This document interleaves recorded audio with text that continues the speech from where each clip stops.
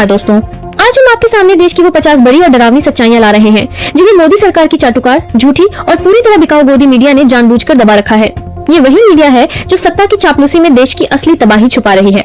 महंगाई आसमान छू रही है, बेरोजगारी युवाओं को निगल रही है, किसान आत्महत्या कर रहे हैं, सीमा पर घुसपैठ पड़ रही है, अर्थव्यवस्था लड़खड़ा रही है, शिक्षा और स्वास्थ्य व्यवस्था चरमरा चुकी है। फिर ये गोदी मीडिया सिर्फ मोदी जी की जीत और भारत उदय का ढोल पीट रही है। हम बिना किसी दबाव, बिना किसी डर और बिना किसी सत्ता की गुलामी के देश की असली हालत आपके सामने रख रहे हैं। सब जानने के लिए इन खबरों को अंत तक देखें। तो चलिए अब आपको दिखाते हैं कि आज देश की आम जनता नरेंद्र मोदी और अमित शाह से कितनी नाराज और थक चुकी है।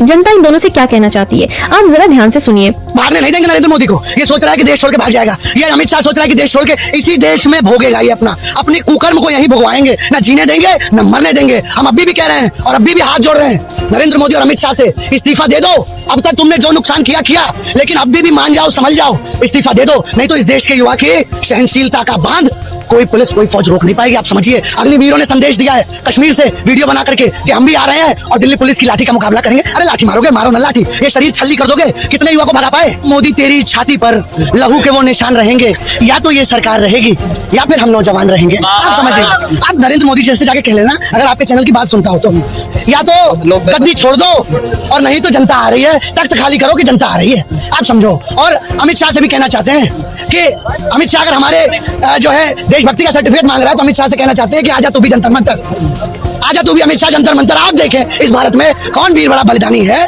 किसके धमनी में खून, किसके धमनी में पानी है। आ जाओ, दो हाथ हो जाएगा। युवा है, दिल्ली पुलिस कहाँ है? ये इस देश की कायर पुलिस दिल्ली पुलिस कहाँ है? आज इस देश का युवा, आप बताओ, किस देश की पुलिस जो है वो देश की महिलाओं के छाती पर हाथ मारती है? किस देश की पुलिस देश की महिलाओं की जो है प्राइवेट पार्ट पे डंडा घुसेड़ती है? अरे शर्म और दुर्भाग्य की बात है। पूरी दुनिया में आज लोग हंस रहे हैं भारत के ऊपर। ये भारत तो नरेंद्र मोदी भाजपा आरएसएस ने बना दिया। आप समझिए, आप अब तो हर युवा कफन, ये युवा कफन बांध कराया हुआ है ये लोग। और ये एक तरह फंडिंग, कौन फंडिंग? ये लोग फंडिंग करके आए हैं। अरे तुमने राम मंदिर से चंदा चोरी करके फंडिंग की है। चंदा चोर, तुम्हारी फंडिंग अब देश जानेगा, देखेगा तुम्हारी फंडिंग कि तुम कहां से फंडिंग। ये जो राम का नहीं वो किसी काम का नहीं। ये तो पेपर चोर, वोट चोर, चंदा चोर, ये तो चोरों की सरकार है। मैं इस देश की जनता से कहूंगा, सुनिए, आप भविष्य की, आपके बच्चों के भविष्य की लड़ाई है, आपके बच्चों के भविष्य की लड़ाई है। निकलो घरों मकानों से, जंग लड़ो बेईमानों से। तब लड़े थे गोरों से, अब लड़ना है इस देश को मिटाने वाले चोरों से। दोस्तों, आज पूरा देश सड़कों पर उतर आया है। मोदी और अमित शाह की जोड़ी ने मिलकर देश को बर्बाद कर दिया है। महंगाई, बेरोजगारी, भ्रष्टाचार और तानाशाही से जनता का सब्र जवाब दे चुका है। देखिए इस वीडियो में लोग कितने गुस्से में हैं, कितना आक्रोश है सड़कों पर। पूरा देश इन दोनों के खिलाफ एकजुट हो चुका है। ये रंगा बिल्ला, ये अमित शाह और ये मोदी, सुन ले, गोली मार दो लेकिन पीछे नहीं हटेंगे। नरेंद्र मोदी का सूर्य अस्त हो चुका है और निसंदेह वो दिन दूर नहीं जब चोरी की सरकार करने वाले ये चोर देश छोड़ेंगे। अरे गांधी परिवार ने सीने पे गोली खाई है। कोई संघी और बीजेपी का एक बता दे जिसने सीने पे गोली खाई है। इंदिरा जी ने यही कुर्बानी दी, राजीव जी ने यही कुर्बानी दी। नोटबंदी में इन्होंने पब्लिक को मारा, सारी चीजों में इन्होंने पब्लिक को मारा। और एक ढोल सा पीट रहे थे भ्रष्टाचार का नेशनल हेराल्ड को लेके, और क्या निकला? वो ढोल फट गया।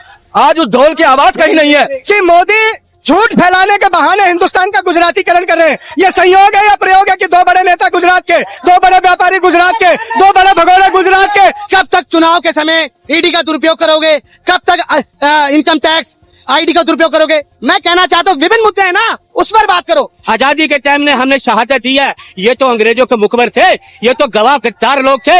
इनका एक भी आदमी गिरफ्तार नहीं हुआ। नेहरू जी 9.5 साल जेल में रहे। ये चोर हैं जो डरते हैं। हम राहुल गांधी के बब्बर से हैं, डरते नहीं है। इनका इलाज कर देंगे आरएसएस बीजेपी वालों का। मैं कहना चाहता हूँ, अगर आज तक के इतिहास का कोई सबसे भ्रष्टाचार आदमी है ना, मेरी नजर में नरेंद्र मोदी है, मेरी नजर में अमित शाह है। भ्रष्टाचारी तो मोदी है, भ्रष्टाचारी आपका अमित शाह है। भ्रष्टाचार आपके नोटबंदी ने की, कोरोना की भ्रष्टाचार किया, इलेक्ट्रो बॉन्ड का किया, और आपने देखिए राफेल डील क्या किया, क्या क्या घोटाले किया मोदी ने। बीजेपी का जो चंदा समय, जो इलेक्ट्रो बॉन्ड से जो इन्होंने पैसे कमाया है, उस पर बात करो। पीएम केयर फंड पर बात करो। सबसे बड़ा भ्रष्टाचार किसने किया? इन्होंने किया है। इन्होंने हेमंत बिस्व शर्मा पे इल्जाम लगाए थे, इन्होंने अजीत पवार पर इल्जाम लगाए थे, इन्होंने शुभेंदु अधिकारी पर इल्जाम लगाए थे। आज सबके सब बीजेपी के अंदर है। इनसे बड़ी भ्रष्टाचारी पार्टी कोई नहीं है। अरे कौन सा झोला है? और कुएं में डाला हुआ झोला क्या? जितने घोटाले मोदी ने किए, जितने अत्याचार किए महिलाओं पे, किसानों पे, ये मोदी शाह ने किए, इनकी सरकार ने किए। दोस्तों, अब बढ़ते हैं आज की सबसे चौंकाने वाली और दिल दहलाने वाली खबर की तरफ। खबर आ रही है असम से, जहां बाढ़ की समस्या बेकाबू होती जा रही है। इस भयंकर बाढ़ में अब तक 80 से ज्यादा लोगों की मौत हो चुकी है। 6 लाख से ज्यादा लोग बेघर हो गए हैं और 800 से ज्यादा गांव पूरी तरह पानी में डूब चुके हैं। आप इस वीडियो में खुद देख सकते हैं कि वहां की क्या भयावह हालत है। इतनी बड़ी तबाही के बावजूद केंद्र सरकार और मोदी सरकार की नींद नहीं टूटी। न कोई ठोस राहत, न कोई मुआवजा, न कोई ठोस प्लान। लोग सड़कों पर, पुलों पर और खुले आसमान के नीचे सोने को मजबूर हैं। यही मोदी राज की सच्चाई, जहां आम आदमी की जान की कीमत सिर्फ वोट तक सीमित है। तो चलिए अब आपको दिखाते हैं कि आज जनता की असली राय क्या है मोदी बीजेपी सरकार को लेकर। आप खुद सुनिए आज आम आदमी मोदी सरकार की नाकामियों, महंगाई, बेरोजगारी और झूठे वादों के बारे में क्या सोचता है। पूरी की पूरी बीजेपी सरकार इस देश की दुश्मन है। एक बुलडोजर चलवा रहा है, दूसरा शिक्षा खत्म कर रहा है, तीसरा विदेश घूम रहा है, चौथा पता नहीं कहाँ जा रहा है, देश गड्ढे में जा रहा है। पूरी बीजेपी को मजा आ रहा है।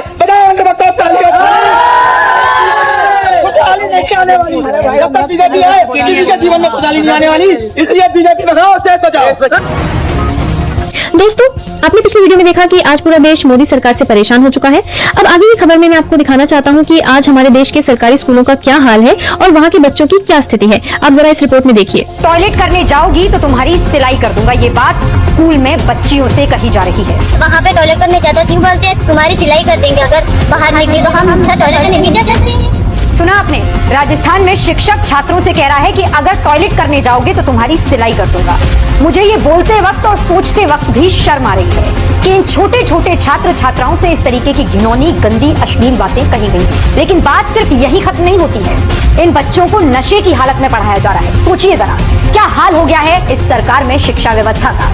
राजस्थान के बाड़मेर से आने वाला एक और वीडियो देखिए, जहां बच्चे हम हमारा हक मांगते, नहीं किसी से भीख मांगते, ये नारा लगाते हुए नजर आए। हम हमारा हक मांगते, हम हमारा हक मांगते।